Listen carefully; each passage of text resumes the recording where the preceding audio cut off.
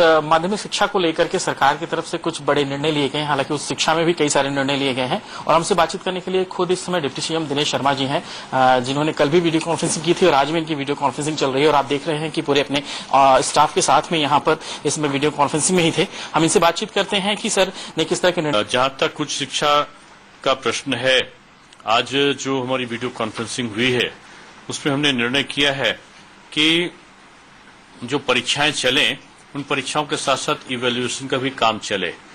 सुझाव के तौर पर यह दिया गया था कि परीक्षाएं जो हैं उनमें क्वेश्चन कम आए, और तो कुछ विश्वविद्यालयों ने कहा कि कम क्वेश्चन के साथ कर सकते हैं।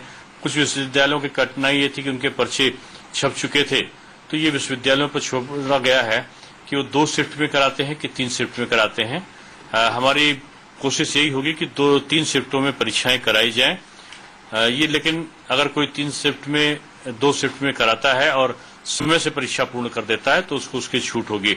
इसकी जैसे ये परीक्षाएं सर मैनुअल होंगी या फिर सीधे ऑनलाइन माध्यम से रखेंगे या किस तरह से होगा सर? नहीं, परीक्षाओं के बारे में 3 मई को अगर लॉकडाउन हट जाता है तो लॉकडाउन हट जाने के बाद ही ये परीक्षाओं की बात हम कर रहे हैं। लॉकडाउन अगर हट जाता है तो 15 मई के आसपास से 15 मई के बाद ये परीक्षाएं कराने के लिए अधिकृत होंगे विश्वविद्यालय।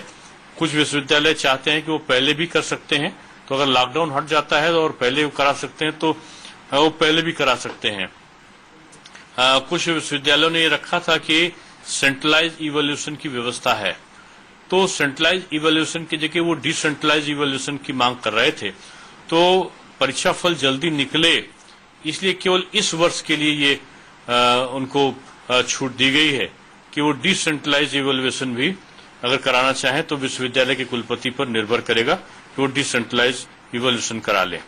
फाइनल ईयर का जो रिजल्ट है, वो जो लोग अंतिम वर्ष के छात्र विद्यार्थी बैठे हैं परीक्षा में, उनका इस प्रकार से स्कीम को जो परीक्षा का सूची है उसको तैयार की जाए कि जो अंतिम वर्ष का विद्यार्थी है उसकी परीक्षा पहले हो और रिजल्ट पहले निकले, यानी जून तक रिजल्ट निकले और जुलाई में हमारे एडमिशन पूरे हो। ये हमारा लक्ष्य है कि सत्य का नियमितीकरण रहे।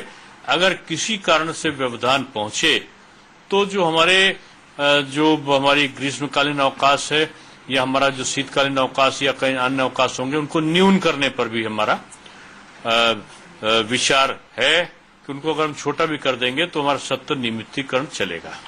सर, माध्यमिक में भी क्या ग्रीष्मकालिक अवकाश को न्यून किया जाएगा, ऐसा कुछ?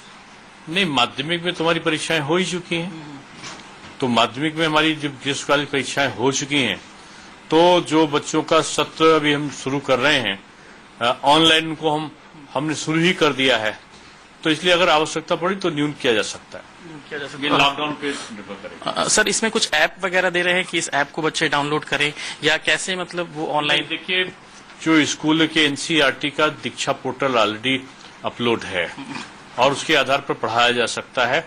इसके अलावा कई और शिक्षा के चैनल में इस प्रकार की व्यवस्था है ऑनलाइन टीचिंग की, तो उसकी सहायता वो लोग ले सकते हैं।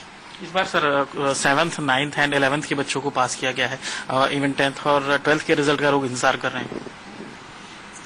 हम उनकी कॉपी को, अगर स्थितियां सामान्य रहती हैं 20 तारीख के बाद, तो कॉपी चेकिंग कराने पर हम विचार करेंगे। जल्दी रिजल्ट आए कॉपी चेक कराएंगे इंटर और हाई स्कूल की।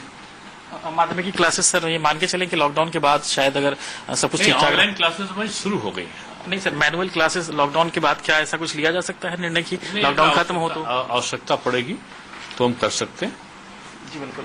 तो ये थे डिप्टी सीएम साहब दिनेश शर्मा जी। जाहिर सी बात है कि उच्च शिक्षा को लेकर के जिस तरह के निर्णय है कि उच्च शिक्षा के जो भी एग्जाम्स हैं वो अगर लॉकडाउन खत्म होता है तो जाहिर है कि उसके बाद कुछ तारीखें आ सकती हैं, और वहीं माध्यमिक शिक्षा के लिए ऑनलाइन पढ़ाई इसमें शुरू हो चुकी है, जो कि इसमें अनवरत चल रही है। हालांकि ग्रीष्मकालिक अवकाश को भी लेकर के सूक्ष्म करने को लेकर के भी निर्णय